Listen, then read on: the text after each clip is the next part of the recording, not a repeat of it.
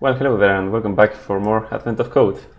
So we are still on day 17, which is about these Tetris-like rocks that are falling from the sky, or not from the sky, but are falling into a narrow chamber. And we are simulating rock falls like this. And things fall kind of like Tetris, except that we don't control the inputs, but we control, jets of hot air control how the rocks move left to right. And one thing that I would like to try out in my solution is to change the representation of the chamber. Instead of being a vector, so where do I have the chamber? Here, it's a vector of rows, and these rows are arrays of 7 bytes. And when a byte is 1, it is a rock, and when it's 0, it's no rock. So of course we are using a whole byte with 256 possible values to just store 2 values. That seems a bit wasteful. And I was also thinking that, well, since the chamber is only 7 columns wide, we could represent each row by a single byte, which has 8 bits. So that's what I wanted to try out, to give it a try and see if that would work. So maybe we can do row, just define it as a byte. But you know what? Probably this doesn't make sense. Let's just use byte and be done with that. Oh, so here, yeah, we also have this chamber top. We can also... This one would be nice to have a static array for this, but let's think about that later. We're gonna have that. We're gonna have this. Well, the movement of the rock is probably going to be different, but let's keep this also here. And here. Okay. There is, however, the problem of how we are representing the rocks too, because we could keep this representation for the rocks. So we are basically using pairs of 2 points. So for instance, this horizontal bar rock is represented by 4 points, x and y coordinates, and well, some of these rocks are 4 coordinates, and some of them are 5 coordinates. So these are tetrominos, and these are pentominos. This is another pentomino, and this is 4, and this is 4 too. There are 3 of them that are like Tetris pieces, and 2 of them that are bigger Tetris pieces. But I mean, we could keep this representation, but I think that if we change the chamber to be like bytes, single bytes, and then we are going to do some bitwise operations, it would make more sense to also represent the rocks as like arrays of bytes too. And I wanted to give that a try. So for instance, this rock,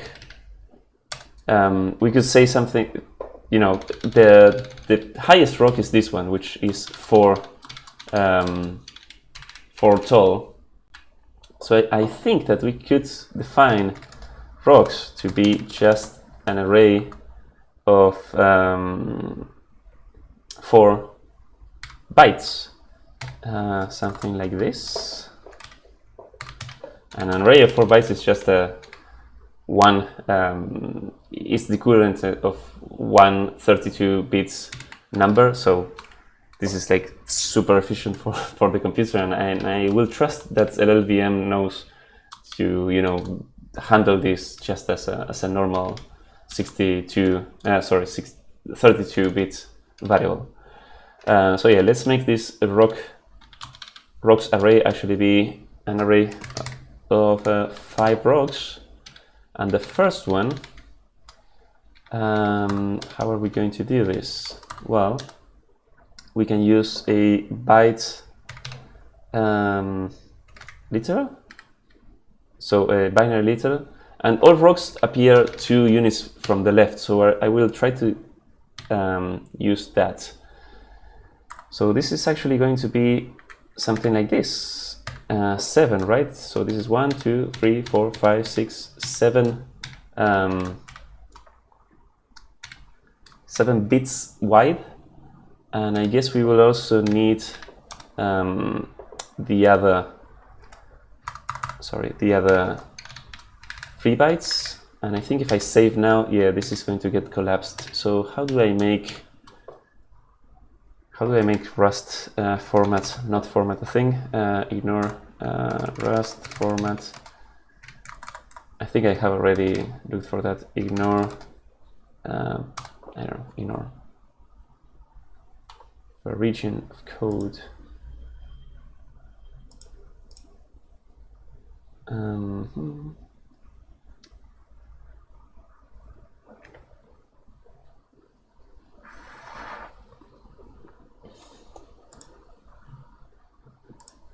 Ignore statements.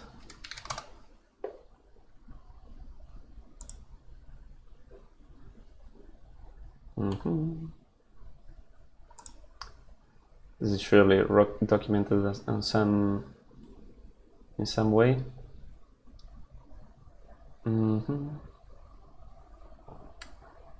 I guess this Rust format skip is what I want.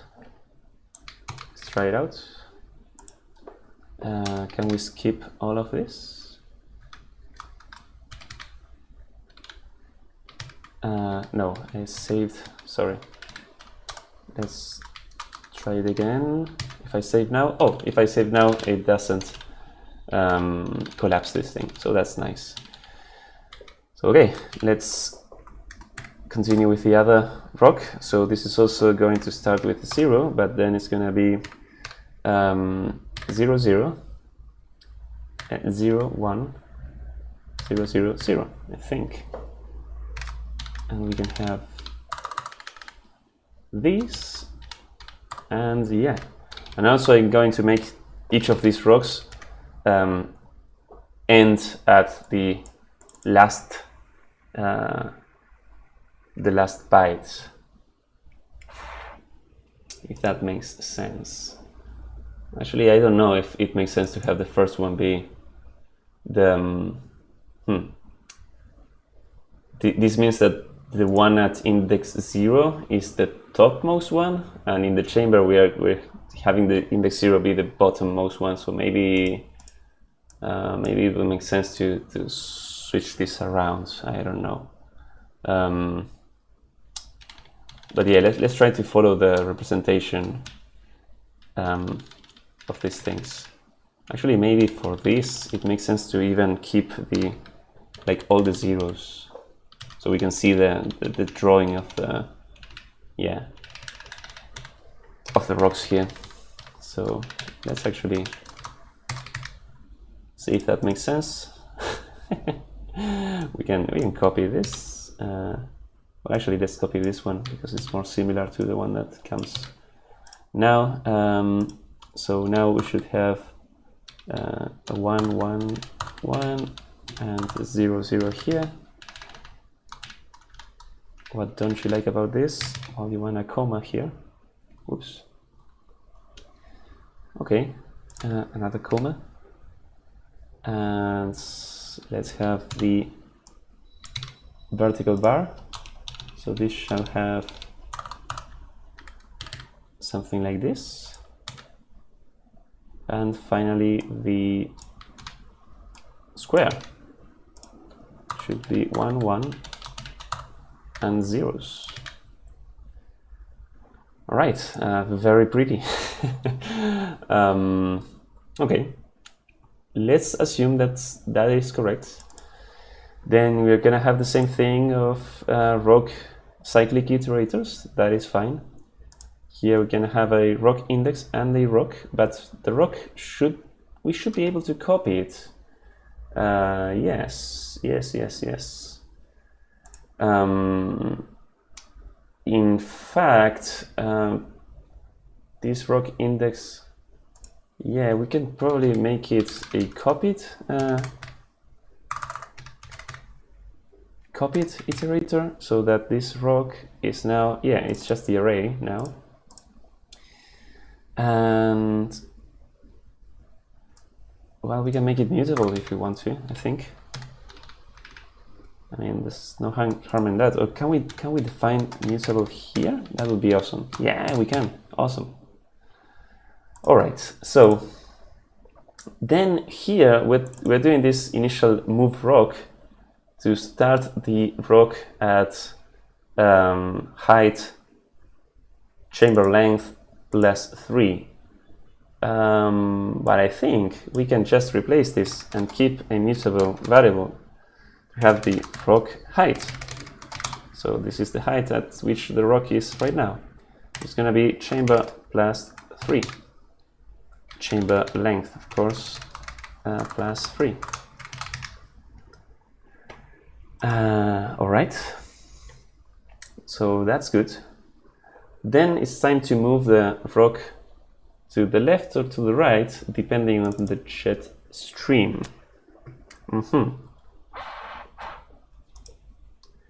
So I think,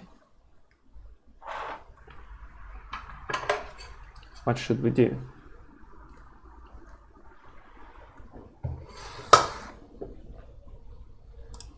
And then we try to move it down. So moving it down is going to be just decreasing the rock height and checking if the rock collides with anything on the chamber at that height. So that should be relatively straightforward.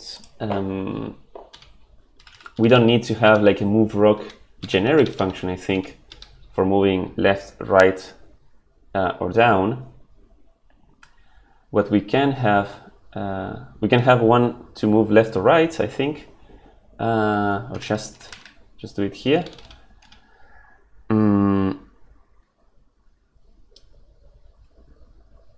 And then to, like, I guess we're gonna have a function to check if the rock collides with anything on the chamber. But yeah, to move left or right, let's see. Let's do a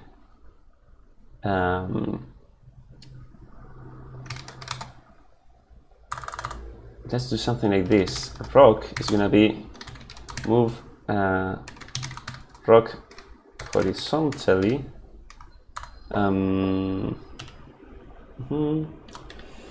maybe here we're doing the parsing of this. Should we? Here we have the direction,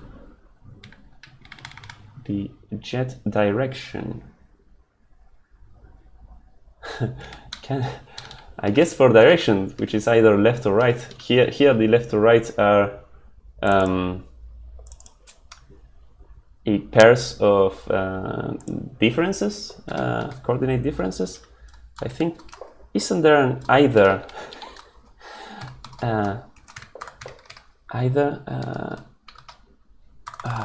Type? It's not either. It's I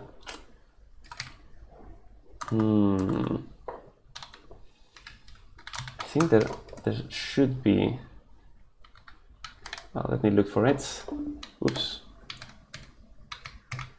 Rust either type.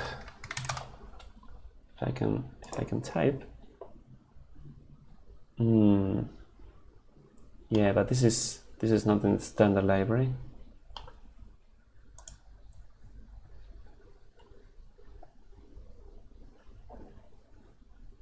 Of course, I don't want to have an enum for this.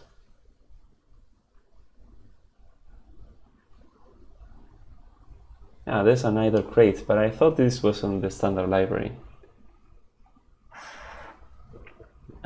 Which would be nice to use because we have left or right. But yeah, let's not do that.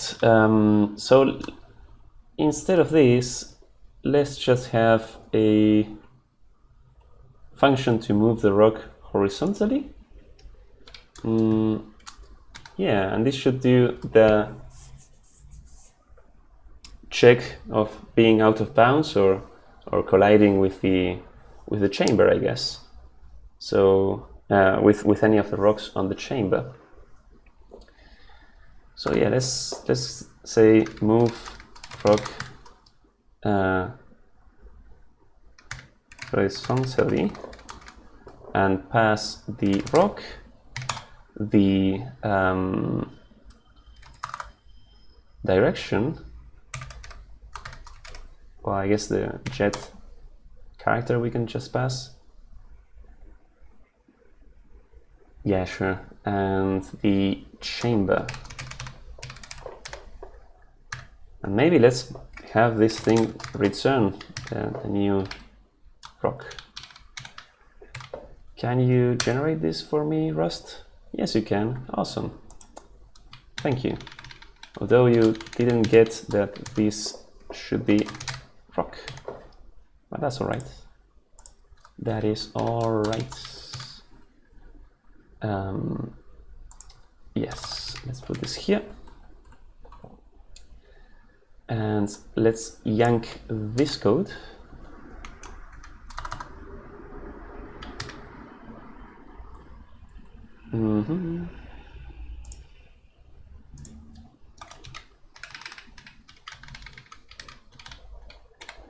Sure, okay. So how do we move the rock? We have the rock here. I guess we could try to, well, check,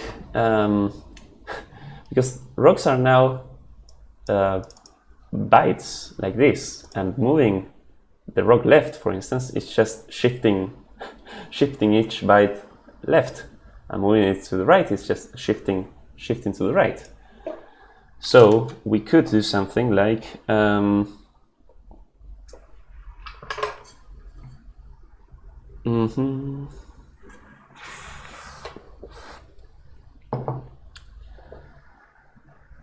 something like, well, we have to check first. So if we are moving left, well, let's maybe start with the right. If we are moving right, let's say can a move be if all of the bytes or rows, I guess,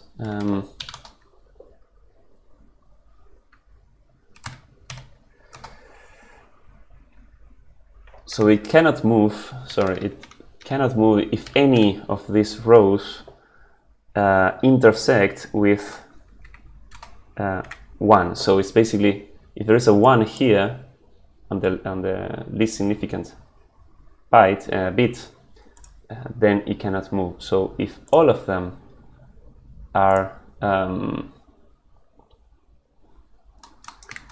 have this thing equals 0, then the rock can move to the right, and then we can just say, do we have like a, oh, tell me that this is not an unstable feature, map row, and say just simply row shift right 1. Does this work? Yes, very nice. Moved rock. Look at that. That's very pretty. And for the left case, it's going to be basically the same thing, but of course we are going to shift left instead of right.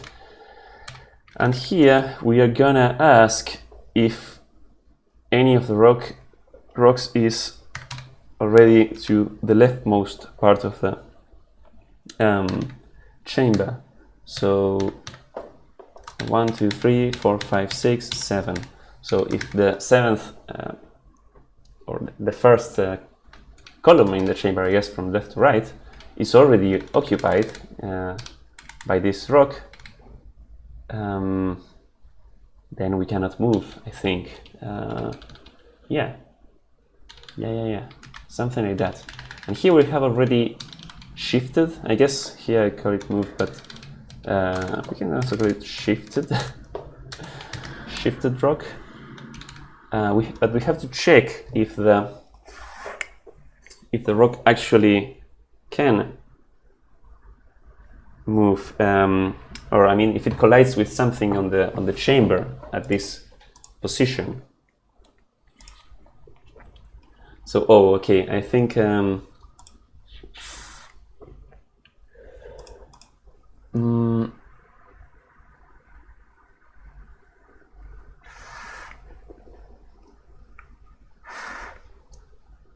I guess we can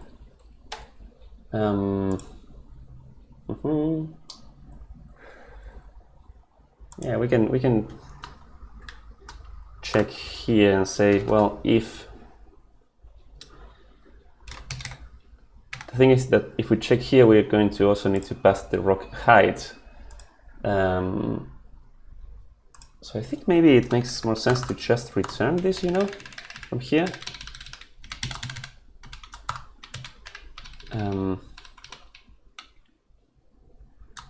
Yeah, why not? We can return a rock and whether it has moved or not. And I don't know if it makes also sense to return the shifted rock and whether it was able to move or not.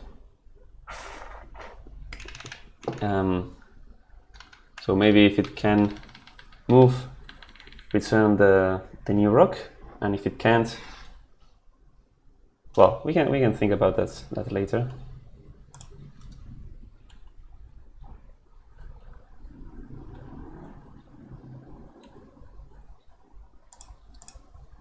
Rock horizontally. We have this rock, and yeah, let's call it let shifted rock.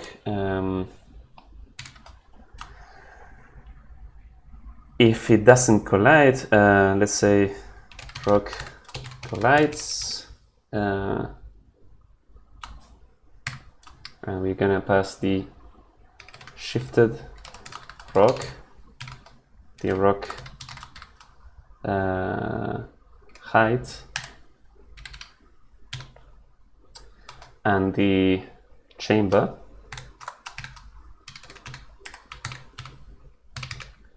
You know what, this rock height, I may want to call it rock, well, height or y is the same. Let's keep it like this. Here this doesn't need a chamber. Okay. If it doesn't collide, then let's make the rock be the shifted rock. And let's define this rock collides. Whoops. Generate this. So how do we know if a rock collides? I think this one should be pretty easy. Should return a ball. This is the chamber. This is a rock, and it's not a shifted rock, it's any rock. And how do we do this? Well, the most difficult part here will be to know if the to iterate the rock correctly.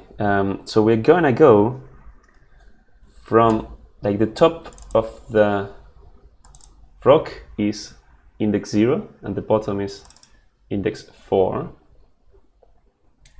Yes, and so let's say rock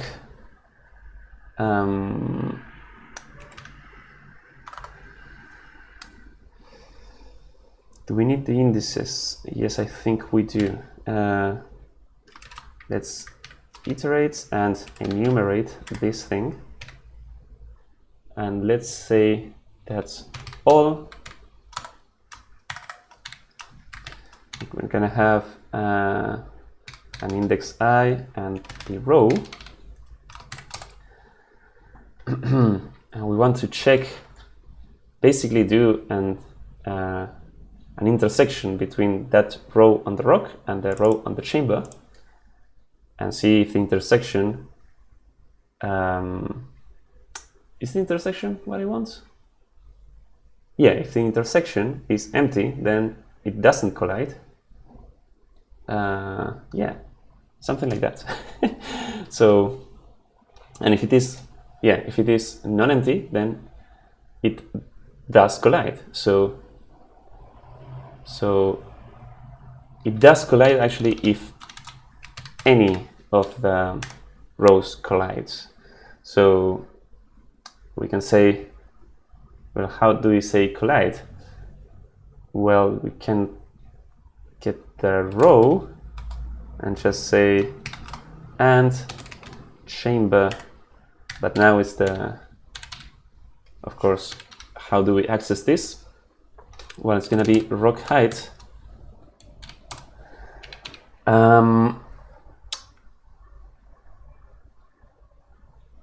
And it's not plus I because we have to sort of invert it. Yeah, how do we do that? Not plus I, but yeah, plus 4 minus I, right? So if the or maybe 3 minus I, because I is going to be from go from 0 to 3, and well, when it is 3, which is the most bottom one, it means that the rock is at this rock height, which I think, yes,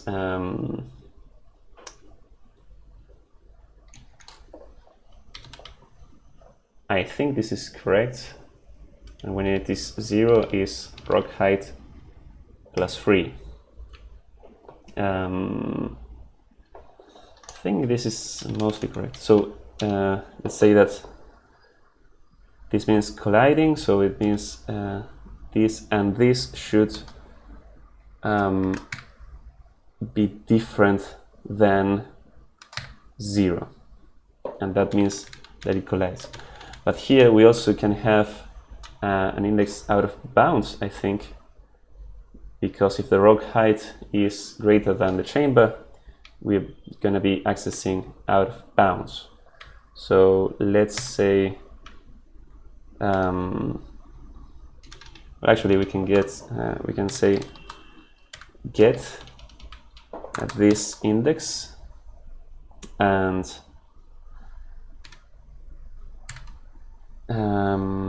have unwrap or just zeros at an empty row. So when we do an AND with an empty row, that's going to be 0 for sure. Wait a second before doing this. Let's call this thing extract into variable. Let's call this chamber row, and this row is going to be the rock row, and this is different types. Oof, look at that. Wait, why are you taking so many?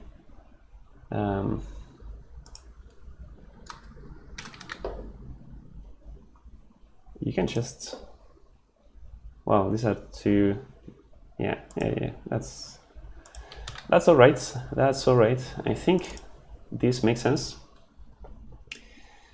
Let's not think about it now.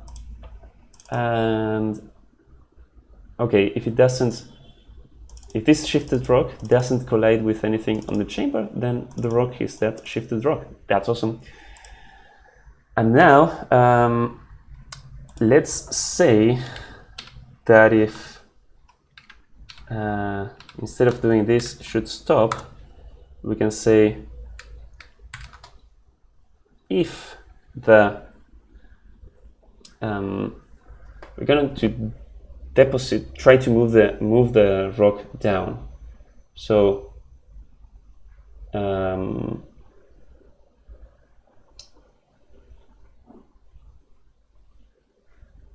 if the rock collides down, then it means that we have to like deposit it.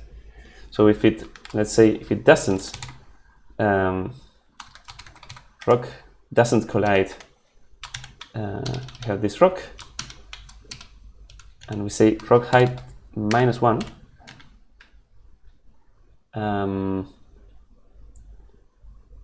Sure. Oh, I don't think we are doing the checking of. Well, we're gonna have to see that.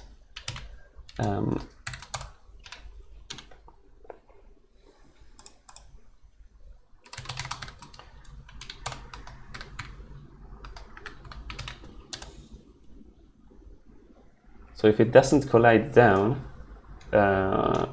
we just have to continue falling, doing the jet movement and be falling down. And oh, I do have to get going, I think. So let's hurry up a little bit. Now I don't want to make the rock height be negative to underflow. So when it reaches 0,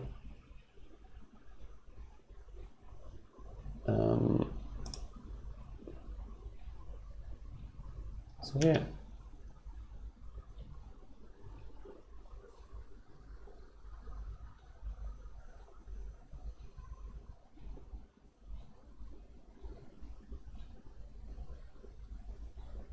So how do we call this? Should stop if it collides. Yeah, let's put a name for this. Let's call this thing should stop, and we can say the rock, if the rock height is 0, we should also be stopping. Or if the rock collides at rock height -1,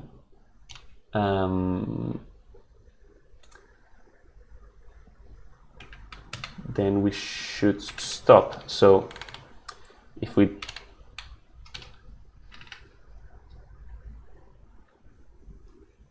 shouldn't stop, or if should stop is not true, then it means that we are for sure above 0, so we can decrease this and continue.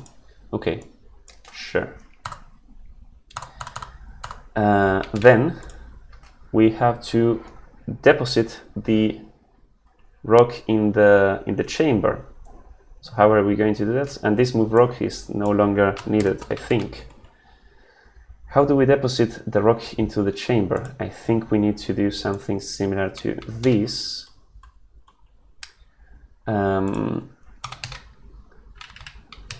A rock iterator enumerates rock row.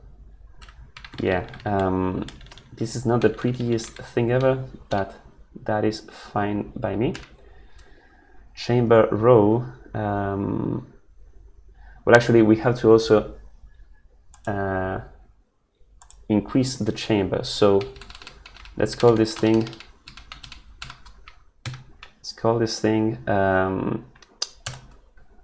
Chamber index.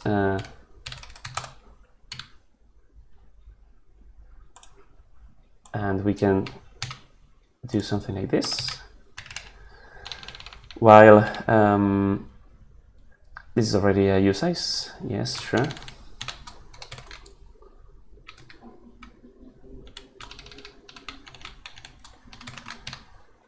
Chamber index is greater or equal to chamber length.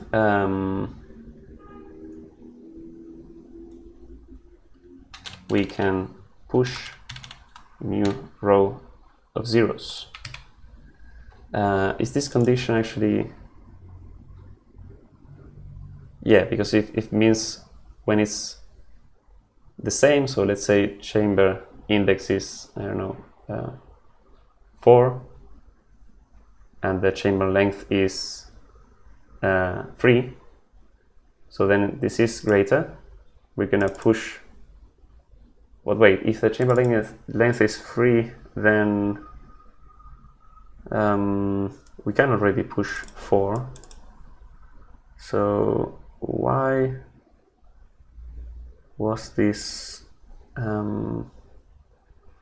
correct? I'm not entirely sure.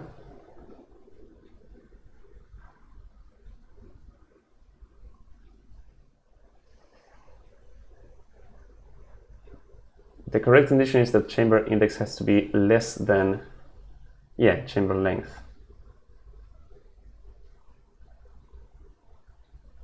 Yeah. Oh, okay. I was just confusing. Yeah. This is correct. I was mixing things up in my head. Okay, so now we know that this chamber index is correct because we have grown the chamber, and we can say something like chamber at this index, chamber index, is gonna be, well, we can OR it with the rock row. I think that should work.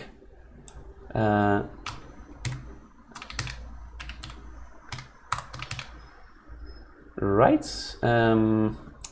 Well, this any is pretty ugly. So this should actually be a for loop, you know. So for these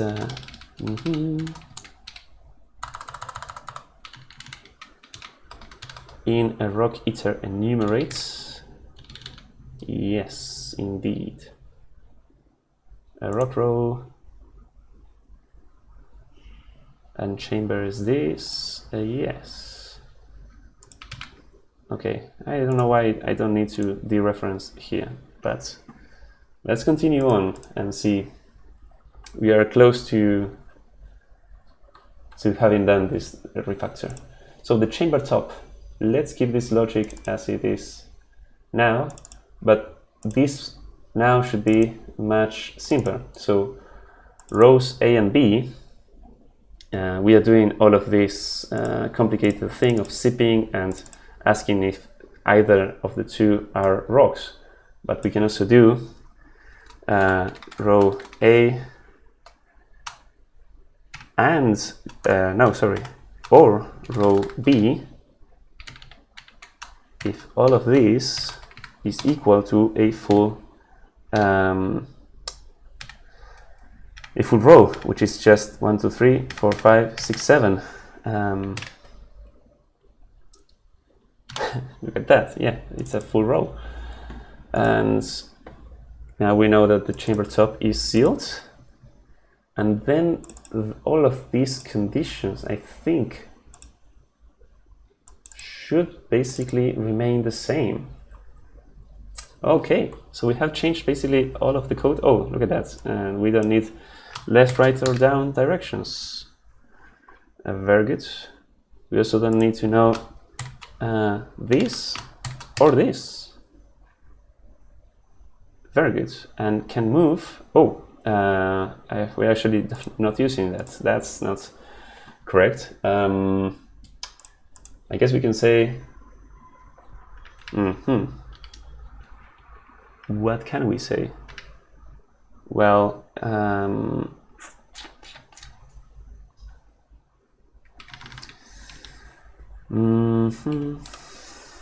if cannot move, then return the rock as it came. I mean, not very nice.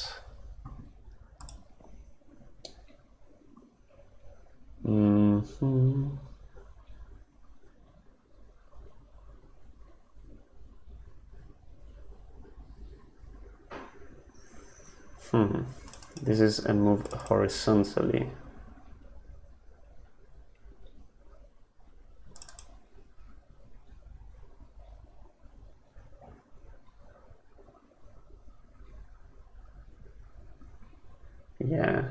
Okay. Well, let's go with that.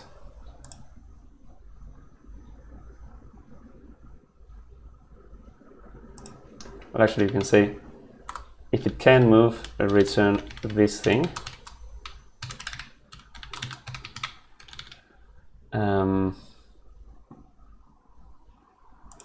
And then return rock here.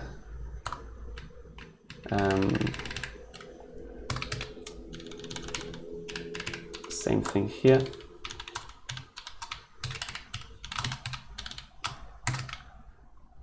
Yeah, a little bit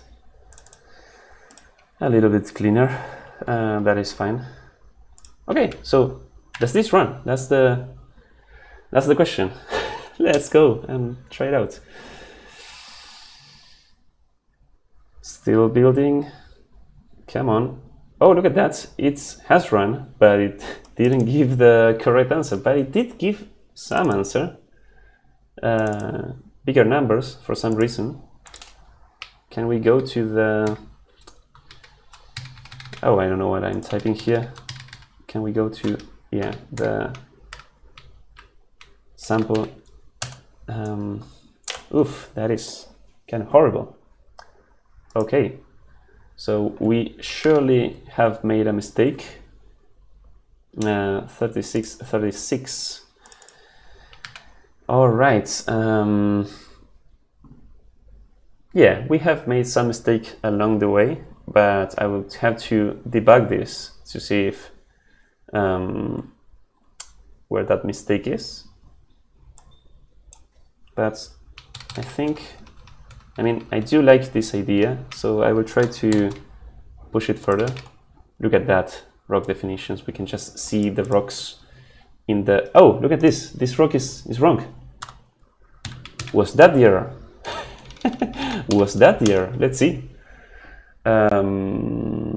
If that was the error, that was very stupid. Let's see. Well, now this doesn't end. All right, that's not very good. I must say that's not very good. Oh, but look at this. The actual input does finish. So we're not doing something like completely wrong. It is giving the wrong answers though, but we are not like doing something completely wrong. I do wonder where we are messing things up when we are doing this. This seems fine. When we are doing, you know, when we are doing this, I'm not really sure. Yes, then we are putting the rock like this. This is also fine, I think. I'm a bit suspicious about the calculations of these indices, where we might be messing up. And also we can maybe try all of this without the cyclic detection and only print the, well, we can print the 2022 solution twice. And this is the actual input. And now it's not finishing, which is very suspicious. Very suspicious. And if we go to the to this solution, or to that input, it doesn't, because we are not breaking. We should break here. Yes, indeed. Can run now.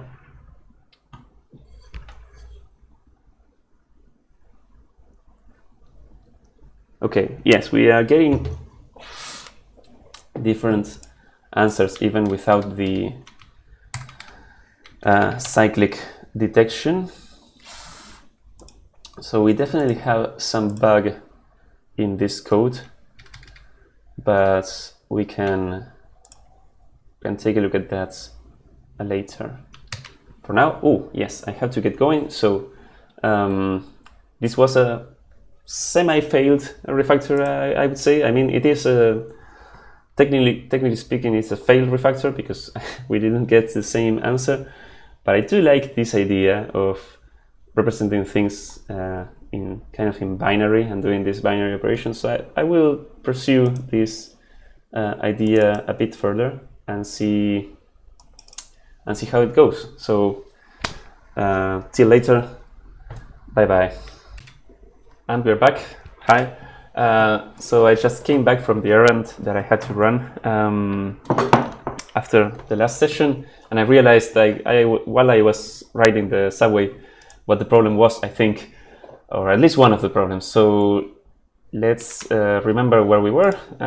Basically, we were running this with the actual input, and we were getting a wrong answer. This is not the right answer, but I know at least one of the bugs that we have, which is that when we change the rock representation to be an array of 4 bytes, we didn't consider that some of these bytes are empty, like they don't include rocky stuff. In fact, this first one only has 1 byte that has rock. But when we are stopping the rock on the top of the chamber, we are not checking for that, and we are always growing the chamber regardless.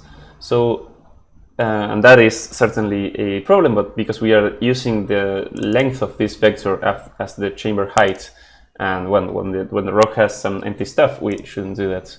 So I think if here we have this rock row, if we check if rock row is empty, so it is 0, then we just continue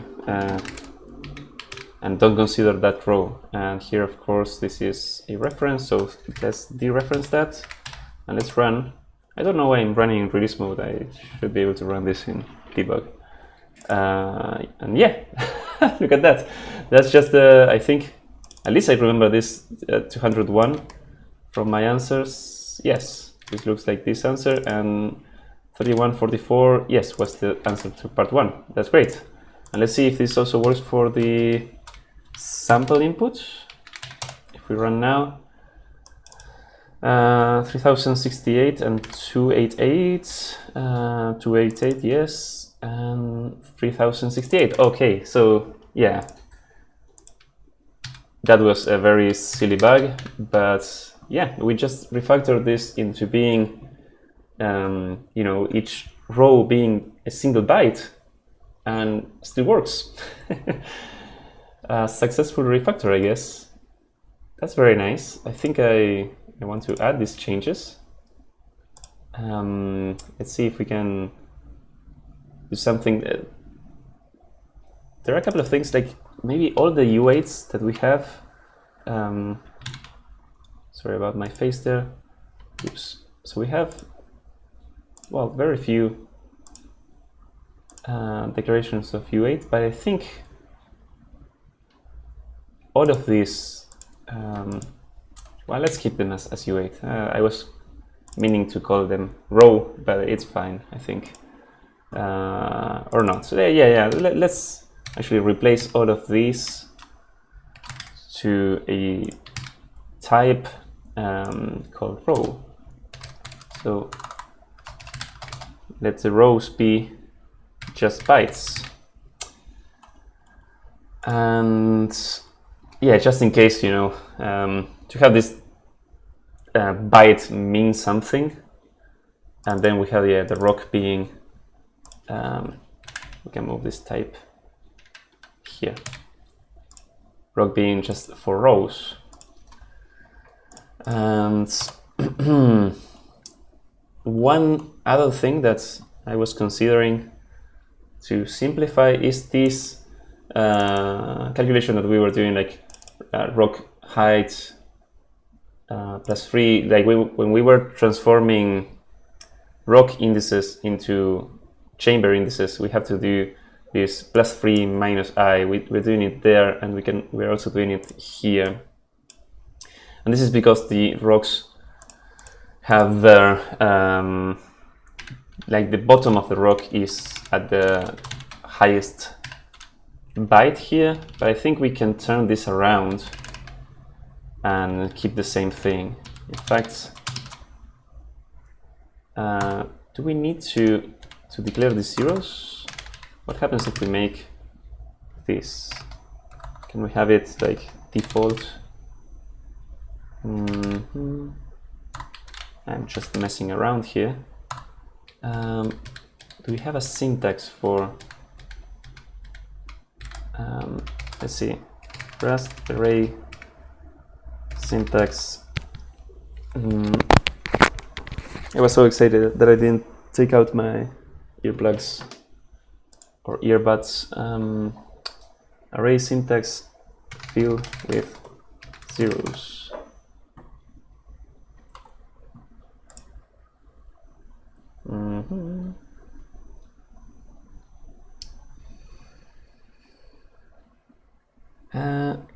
Copy from slice, look at that.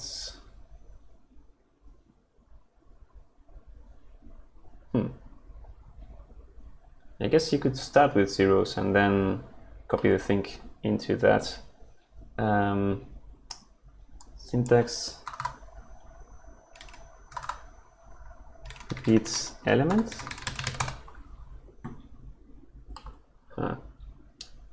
I wonder if there is a mix of, there are two syntactic forms of creating an array. Like I would like to have like this mixed up with this.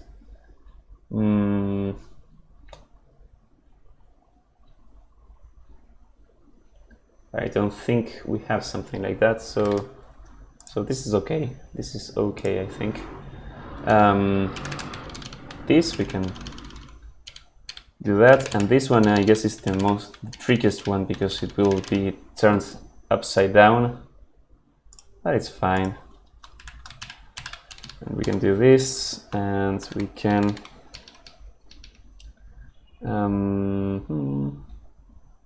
yeah, I think this, I guess, can stay with this.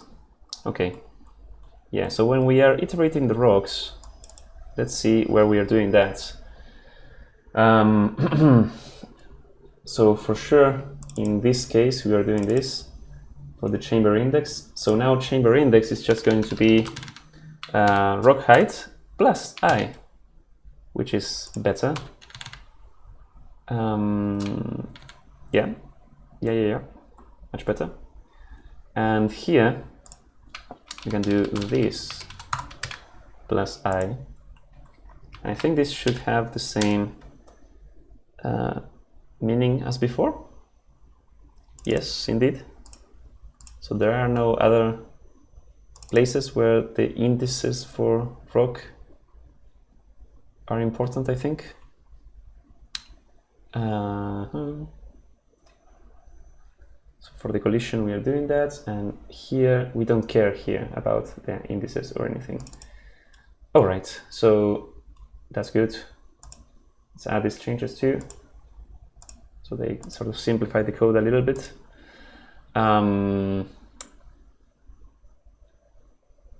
Great. Yeah, there is also this other three that might have been confusing with the other three, but those were different threes actually.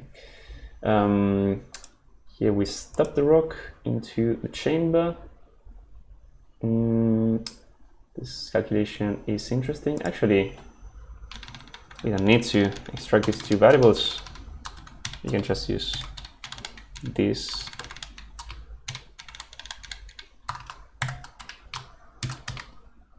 Yeah, look at that. Not too pretty. If we had array windows, we could do this structuring here, but this is all right. Yeah, you can run in release mode. If we run in debug mode, does it take too long? Because it's, yeah, no, just 50 milliseconds, that's fine. Let's keep running in debug and have bounce checking or overflow checks and that sort of stuff. Very good, very good. There is two little more things that I would like to nitpick or yak shave. One of them is this combined index thing where we are doing you know, we are doing a sort of clever thing, combining these two into a single usize, the jet index and the rock index, and we're using the rock counts for that. But I think we can just have the rock index and jet index into a tuple and use that, and here have this be a hash map from tuples to this, so we don't need the rocks count, and that's it. Yeah, look at that. It's easier. In fact, I wonder if we need to declare this. Well, it seems like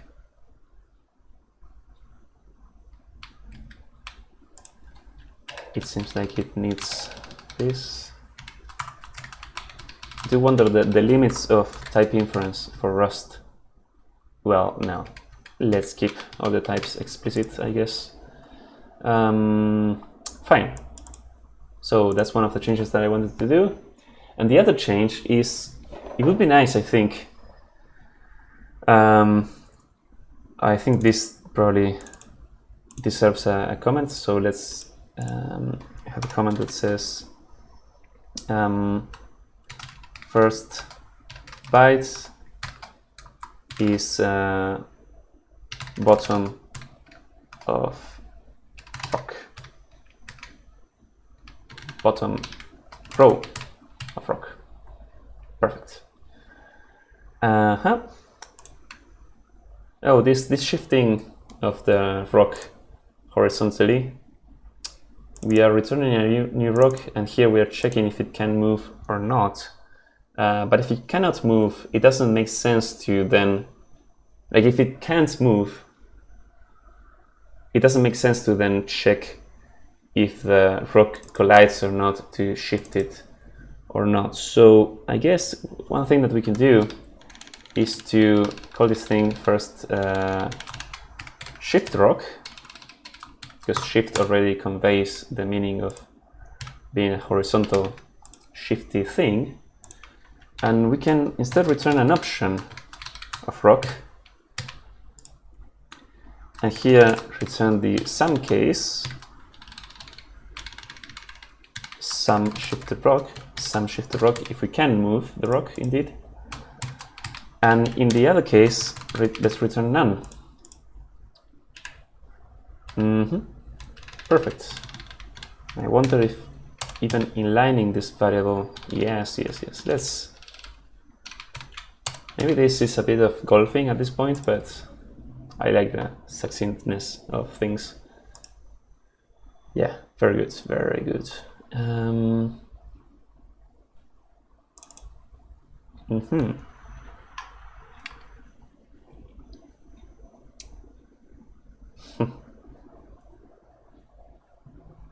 even wonder if here we're asking if all of them, these things are equal to, like I wonder, let's compare this to asking if mapping this to this is equal to 0. Well, we cannot ask like this, but can we ask like this? We can ask that like this too. I don't know if it is. Yeah, it's not more readable. So let's keep it the other way around. Fine. These parentheses, I don't think they are necessary, right? No, it shouldn't be.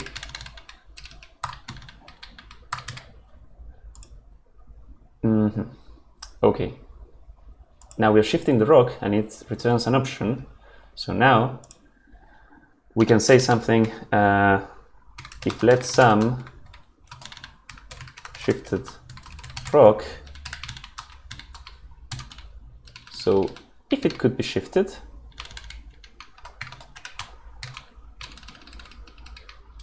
and the rock doesn't collide, Is this an error? Let expression in this, yes. Okay, so I guess we can do something like this. If it doesn't collide, oops.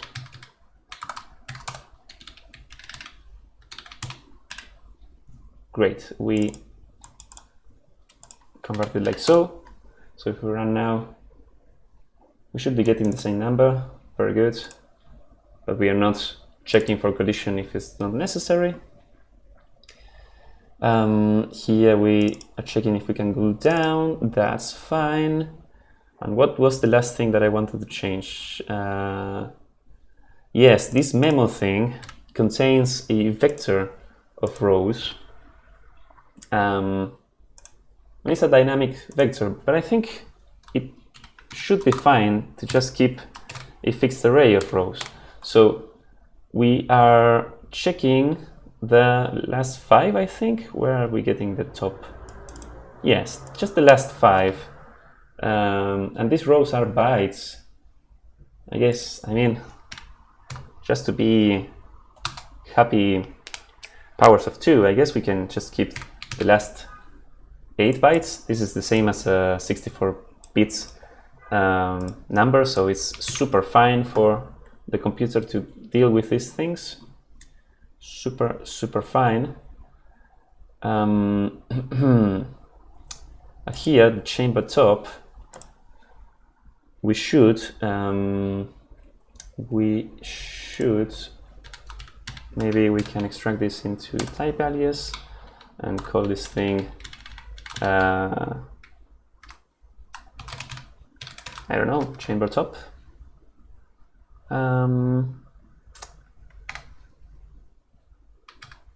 Or maybe not an alias, but have this into a constant, so chamber top height.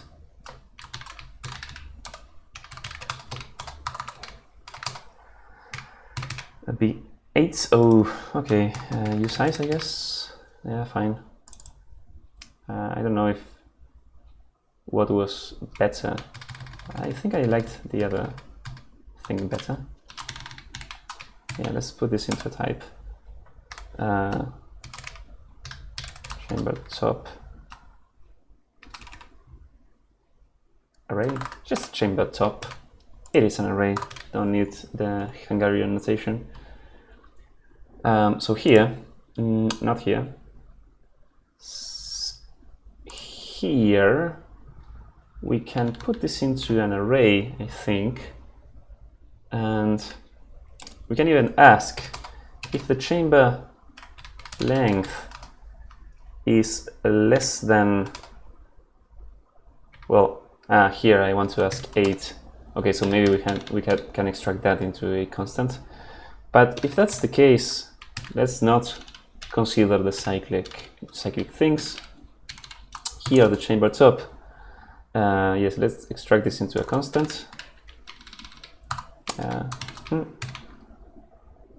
It doesn't have the extract into constant. Okay, chamber top height.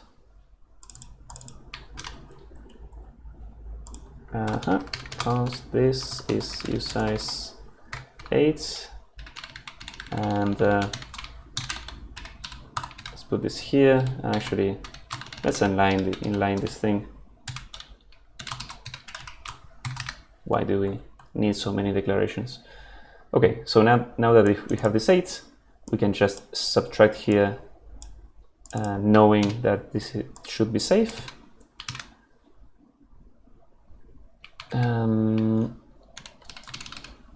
Yeah, this. So yeah, these are the last 8 bytes from the chamber.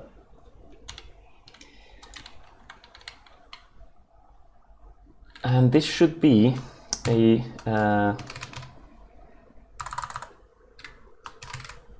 an array of this size, chamber top height. Can we do this? Can we not reference this? Can we try into, not unto, into?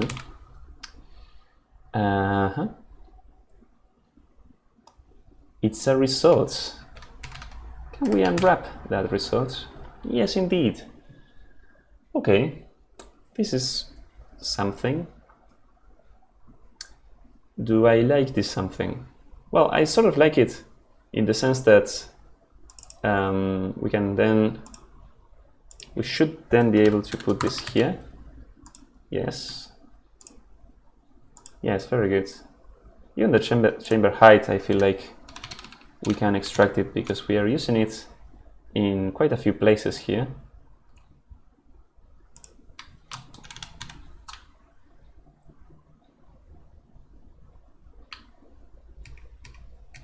Yeah, let's change this chamber height to sort of make it explicit that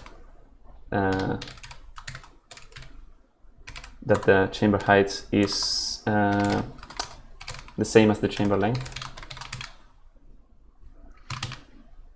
All right, and here we shouldn't need to do this. Oops. And this should behave the same way as before, I think, but we don't have, we are not allocating new vectors for this. We are just copying things around, which should be better, I think. Yes. We are then using this chamber top to compare things directly. So that is very good. Yeah. I quite like this. This try into, maybe I'm not such a fan of. Can we go to this definition? Try into. This is a very generic definition. So if we don't unwrap this, and if we sort of, now you probably want to know what you're trying to convert into, right? So you probably want a type parameter here. So this chamber top, for instance, the results. Yeah.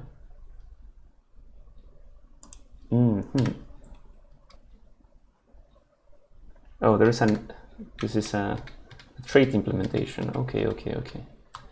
So can we go to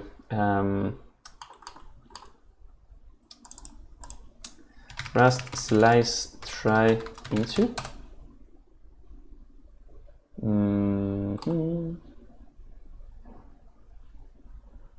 Primitive slice.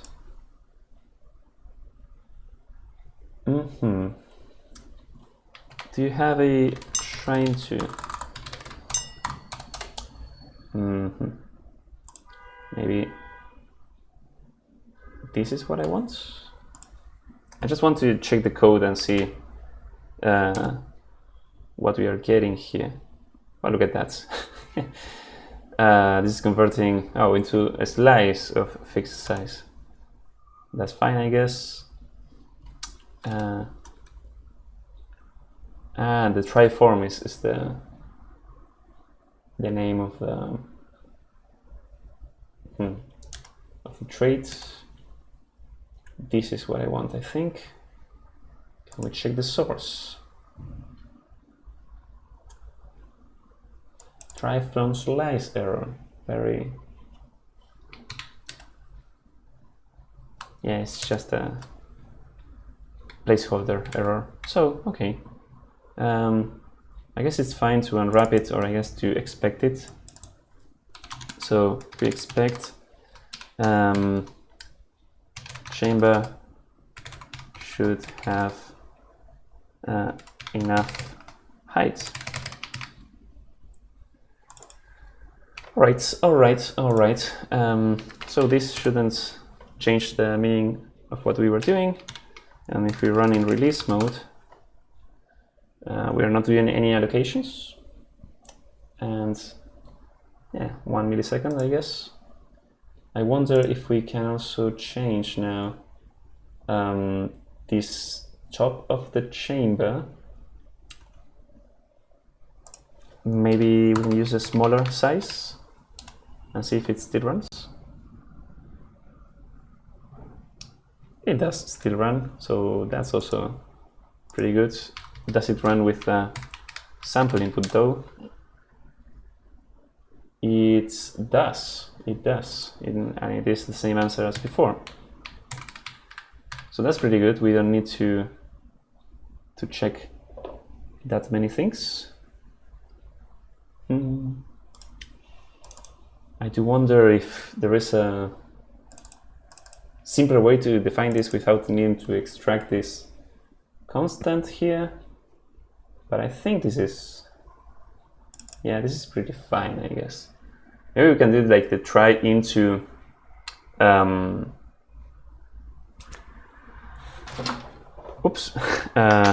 try into and else just continue if there is, well, no, but we do the check before. Yeah, no, this is totally fine, I think. A bit verbose, but totally fine.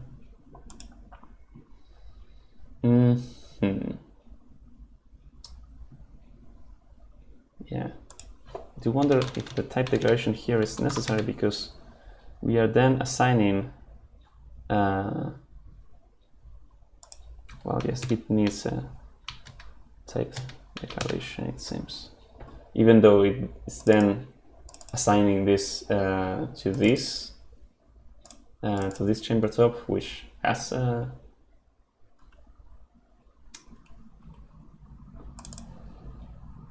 oh, this name chamber tops memo, I think we can call it better thing, something like last chamber tops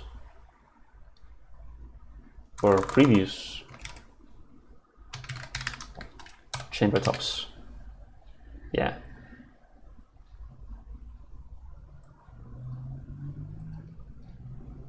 And previous chamber tops get this, and the memo maybe have a reference to saying that this was the previous one. Yeah, this is better naming, I think. All right. So this was a whole change, a whole refactor to make this thing represent the chamber as chamber rows as simple bytes, and also the rows as simple arrays of bytes, and everything seemed to have worked pretty nicely. There's a lot of changes. We also changed the fact that now this memo thing has a fixed size array instead of a vector, so that's also nice. And is less, oh no, it's more lines of code, but I do like this. I must say, I do quite like this. I feel it is in many ways a pretty simple solution, and of course it doesn't incur into like too many allocations or things like that. So I pretty much like that.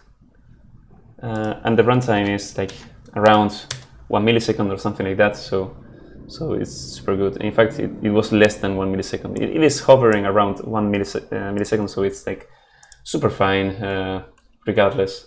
But I kind of like the cleverness of using just bit operations for this kind of thing, like shifting the rock left to right using actual shifts. Bitwise shifting operations is also nice. And then checking things if they collide using the AND operator, like bitwise AND, is also pretty nice. Putting the rock back into the chamber using the bitwise OR operator here is also pretty nice. So yeah, all in all, I feel like this is a pretty nice change.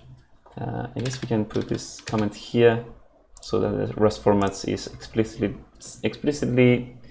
targeting this questionable array. So yes, let's commit this. So refactor day 17 solution to use single bytes for chamber rows.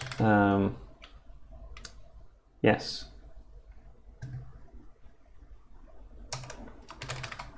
This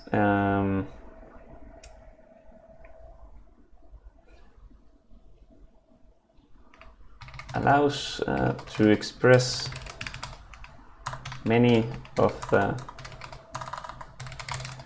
rock falling simulation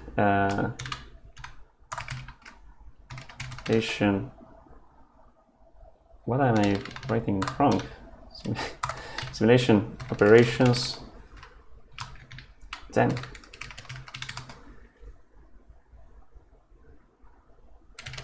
Using bits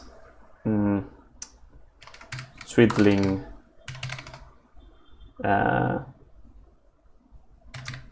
operations again.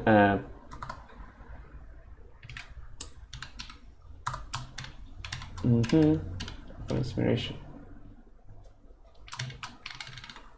to express much of the rock falling simulation logic using bit twiddling operations or operators.